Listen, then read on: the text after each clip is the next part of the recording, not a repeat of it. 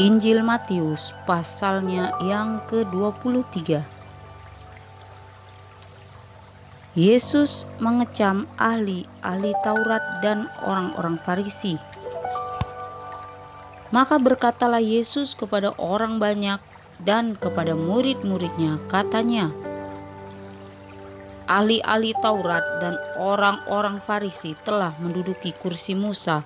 Sebab itu, turutilah dan lakukanlah segala sesuatu yang mereka ajarkan kepadamu. Tetapi janganlah kamu turuti perbuatan-perbuatan mereka, karena mereka mengajarkannya tetapi tidak melakukannya. Mereka mengikat beban-beban berat, lalu meletakkannya di atas bahu orang, tetapi mereka sendiri tidak mau menyentuhnya. Semua pekerjaan yang mereka lakukan hanya dimaksud supaya dilihat orang. Mereka memakai tali sembahyang yang lebar dan jumbai yang panjang. Mereka suka duduk di tempat terhormat dalam perjamuan dan di tempat terdepan di rumah ibadat. Mereka suka menerima penghormatan di pasar dan suka dipanggil rabi. Tetapi janganlah kamu disebut rabi, karena hanya satu rabimu, dan kamu semua adalah saudara. Dan janganlah kamu menyebut siapapun bapa di bumi ini, karena hanya satu Bapamu, yaitu Dia yang di sorga. Janganlah pula kamu disebut pemimpin, karena hanya satu pemimpinmu, yaitu Mesias. Barang siapa terbesar di antara kamu, hendaklah ia menjadi pelayanmu. Dan barang siapa meninggikan diri, ia akan direndahkan. Dan barang siapa merendahkan diri, ia akan ditinggikan.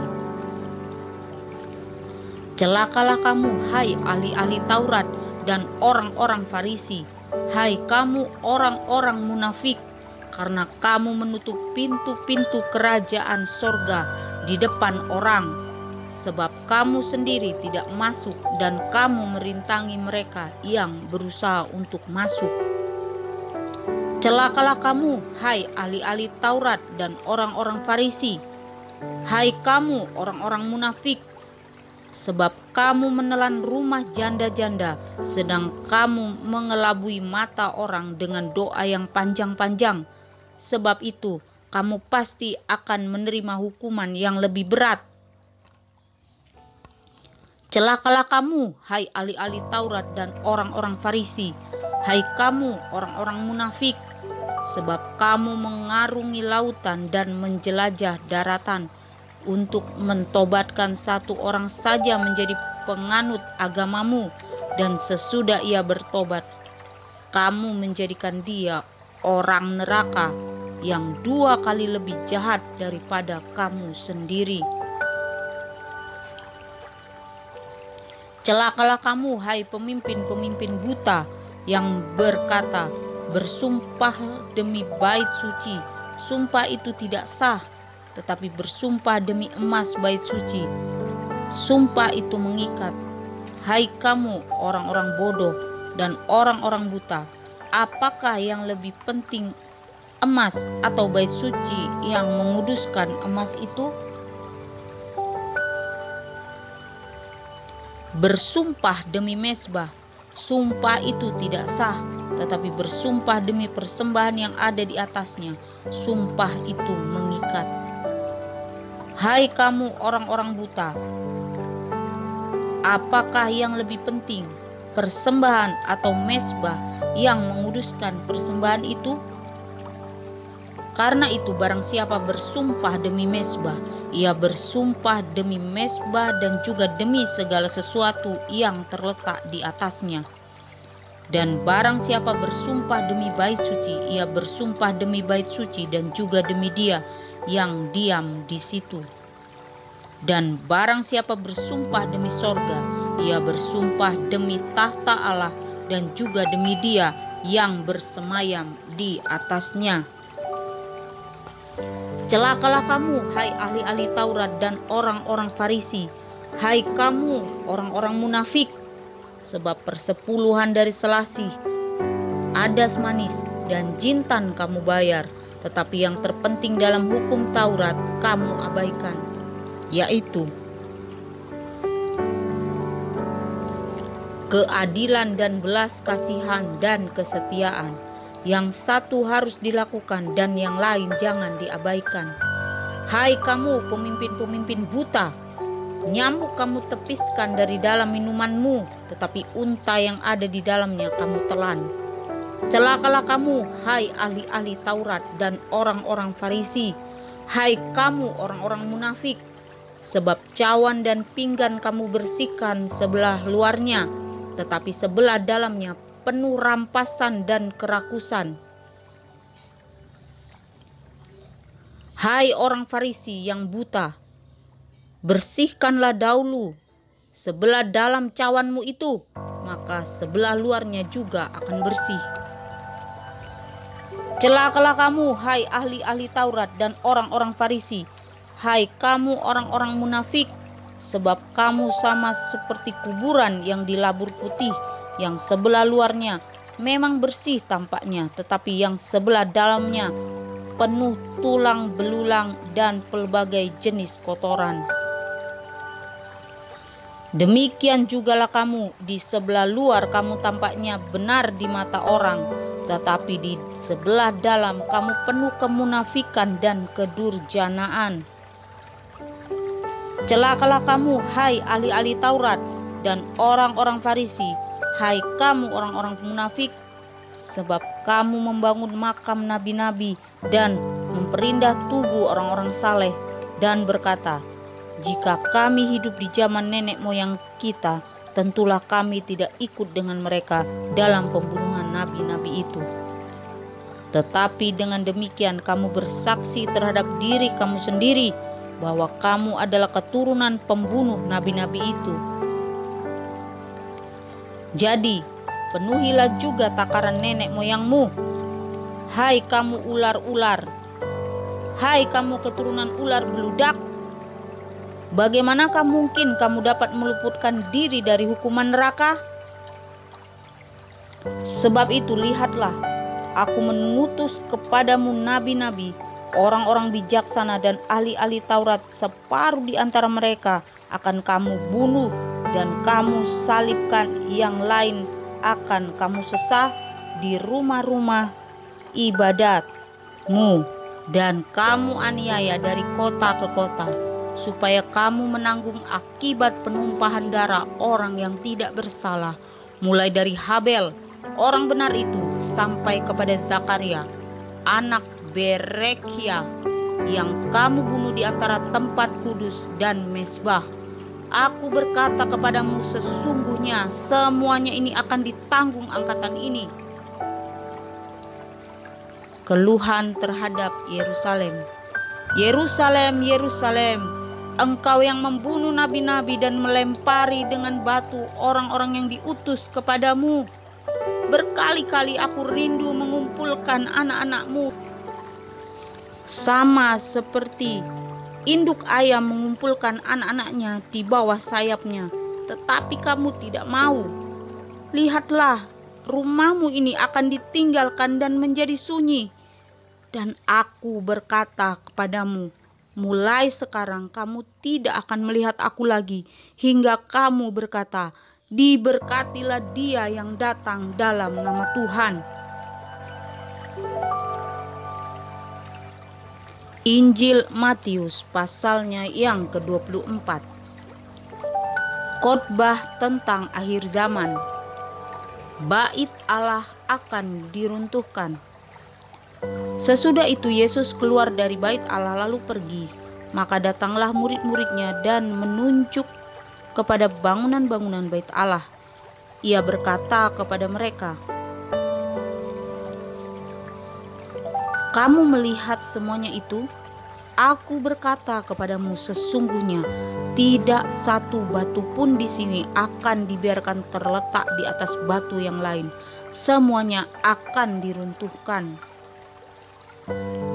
Permulaan penderitaan. Ketika Yesus duduk di atas bukit Zaitun, datanglah murid-muridnya kepadanya untuk bercakap-cakap sendirian dengan dia. Kata mereka, "Katakanlah kepada kami bila manakah itu akan terjadi dan apakah tanda kedatanganmu dan tanda kesudahan dunia?" Jawab Yesus kepada mereka, "Waspadalah supaya jangan ada orang yang menyesatkan kamu. Sebab banyak orang akan datang dengan memakai namaku dan berkata, 'Akulah Mesias,' dan mereka akan menyesatkan banyak orang. Kamu akan mendengar deru perang atau kabar-kabar tentang perang. Namun berawas-awaslah, jangan kamu gelisah, sebab semuanya itu harus terjadi, tetapi itu belum kesudahannya. Sebab bangsa akan bangkit melawan bangsa, dan kerajaan melawan kerajaan. Akan ada kelaparan dan gempa bumi di berbagai tempat. Akan tetapi semuanya itu barulah permulaan penderitaan menjelang zaman baru. Pada waktu itu kamu akan diserahkan supaya disiksa, dan kamu akan dibunuh dan akan dibenci semua bangsa oleh karena namaku. Dan banyak orang akan murtad dan mereka akan saling menyerahkan dan saling membenci. Banyak nabi palsu akan muncul dan menyesatkan banyak orang. Dan karena makin bertambahnya kedurhakaan, maka kasih kebanyakan orang akan menjadi dingin. Tetapi orang yang bertahan sampai pada kesudahannya akan selamat. Dan Injil kerajaan ini akan diberitakan di seluruh dunia menjadi kesaksian bagi semua bangsa.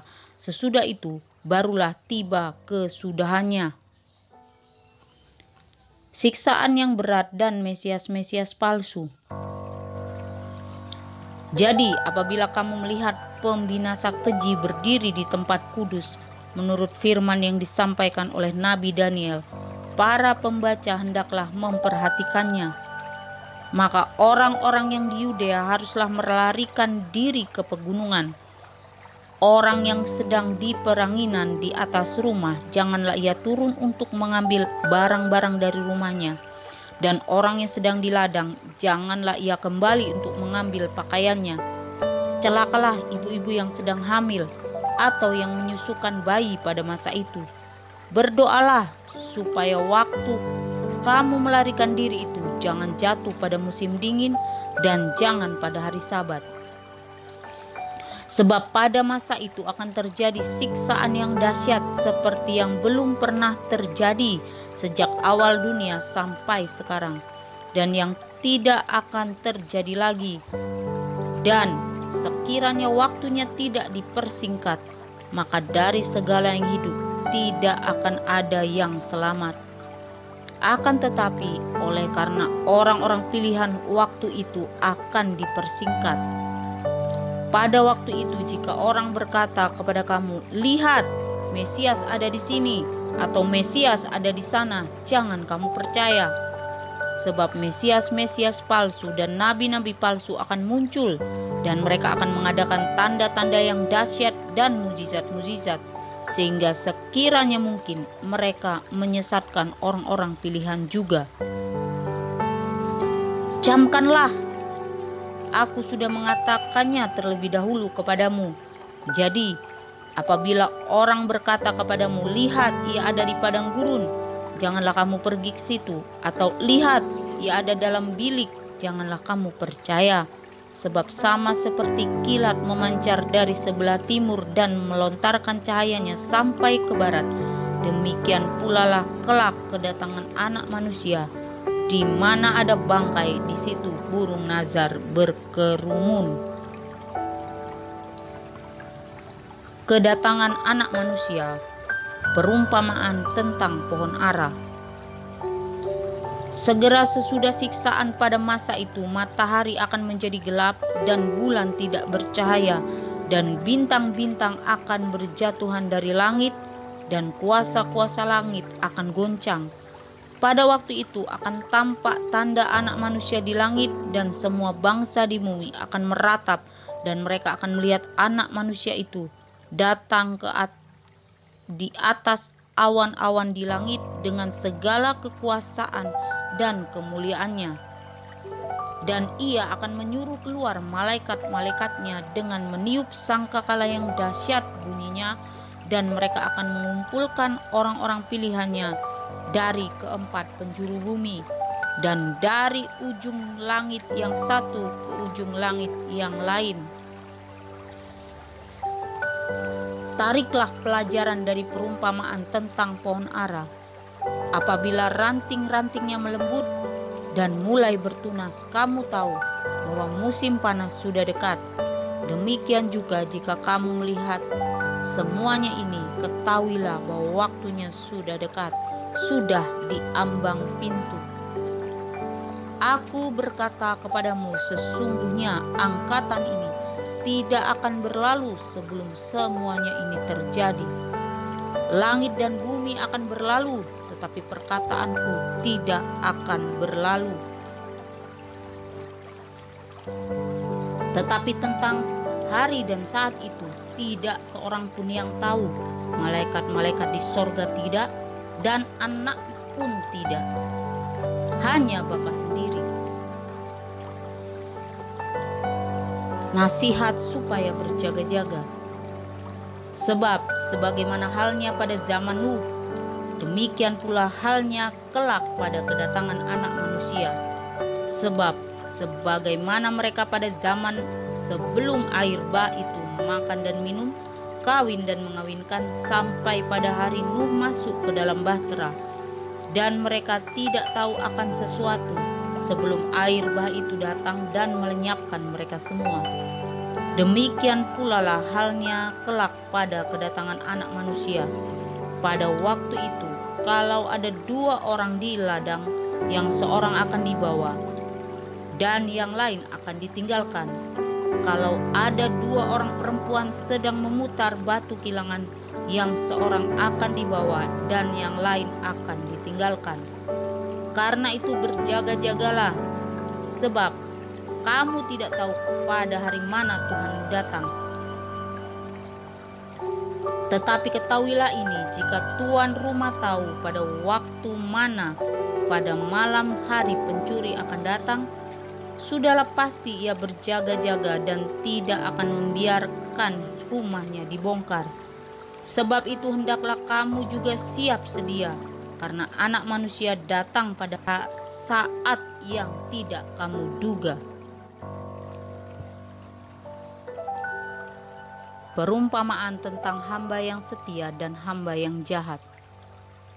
Siapakah hamba yang setia dan bijaksana yang diangkat oleh tuannya atas orang-orangnya untuk memberikan mereka makanan pada waktunya? Berbahagialah hamba yang didapati tuannya melakukan tugasnya itu ketika tuannya itu datang. Aku berkata kepadamu, sesungguhnya tuannya itu akan mengangkat dia menjadi pengawas segala miliknya. Akan tetapi apabila hamba itu jahat dan berkata di dalam hatinya, tuanku tidak datang-datang, lalu ia mulai memukul hamba-hamba lain dan makan minum bersama-sama pemabuk-pemabuk, maka tuan hamba itu akan datang pada hari yang tidak disangkakannya dan pada saat yang tidak diketahuinya, dan akan membunuh dia dan membuat dia senasib dengan orang-orang munafik. Di sanalah akan terdapat ratapan dan kertakan gigi.